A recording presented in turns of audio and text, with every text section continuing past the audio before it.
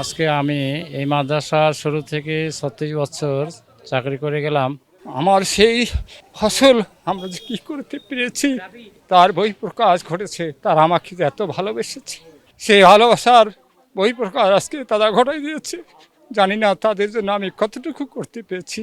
এজন্য আমি পরম সৃষ্টিকর্তার কাছে প্রার্থনা করি সকলের মঙ্গল হোক, এলাকাবাসীর মঙ্গল হোক, সকল ছাত্রীর মঙ্গল হোক, এই কামনা ব্যক্ত করছি।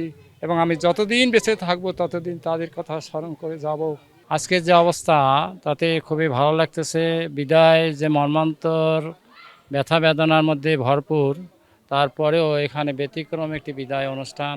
আর বিদায় বলতে বিদায় যে শেষ বিদায় তা না, এখানে ভালোবাসার যে প্রকাশ বহিঃপ্রকাশ ঘটেছে, এতে আমি পরম সৃষ্টিকর্তার কাছে প্রার্থনা করি যারা এই সুন্দর আয়োজন করেছেন তাদেরকে সৃষ্টিকর্তা তার জায়গায় নির্দিষ্ট জায়গায় পৌঁছে দেবে এবং শেষ সীমানা পর্যন্ত পৌঁছে দেবে এবং তার ভবিষ্যৎ উন্নতি হোক, এই কামনা ব্যক্ত করছি। এবং তাদের কাছে আমি প্রার্থনা চাই বা আবেদন করি আমারও যেন ভবিষ্যৎ জীবনটা সুন্দরভাবে কেটে যায়। কালার এক্সপার্ট ডার্ক স্যাপ এবং মাইল্ড অন হ্যান্ডস টেকনোলজি সমৃদ্ধ অরিক্স অ্যাডভান্স ডিটারজেন্ট পাউডার আপনার লন্ড্রি এক্সপার্ট। এই মাদ্রাসার শিক্ষক ছাত্র সবাই আমাকে অত্যন্ত ভালোবাসে। আজকে তারা যেভাবে আমাকে বিদায় দিচ্ছে আমি কল্পনাও করতে পারি নাই যে এত ভালোবাসা এত শ্রদ্ধা আমি পাবো।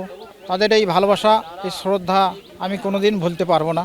আমার পাশের মসজিদ জামাতের মসজিদ আমি প্রায় দীর্ঘ ৩৫ বছর ধরে করি।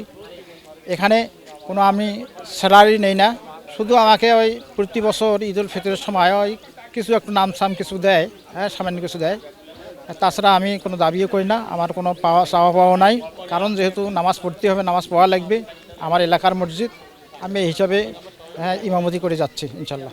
আজকের বিদায় অনুষ্ঠান, সেই বিদায় অনুষ্ঠান হচ্ছে দুইটা শিক্ষকের। ওনারা দুজন অনেক ভালো টিচার ছিল।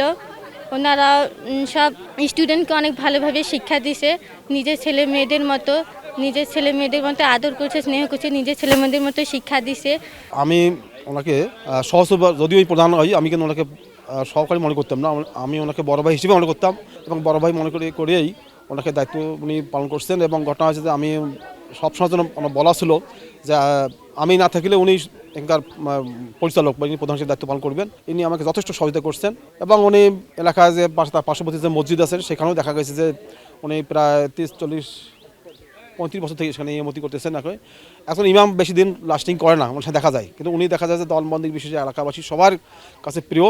আর উনি কোনো এর বিনিময় কোনো নেন না উনি। তো এমনি করে আমি মনে করি যে উনি যদিও ওনার আজকে চাকরি হয়তো মানে অবসরজনিত কারণে উনি বিদায়, কিন্তু এটা প্রকৃত বিদায় আমি বলবো না। যতক্ষণ পর্যন্ত উনি বেঁচে থাকবেন ততক্ষণ উনি প্রতিষ্ঠানের সঙ্গে থাকবেন।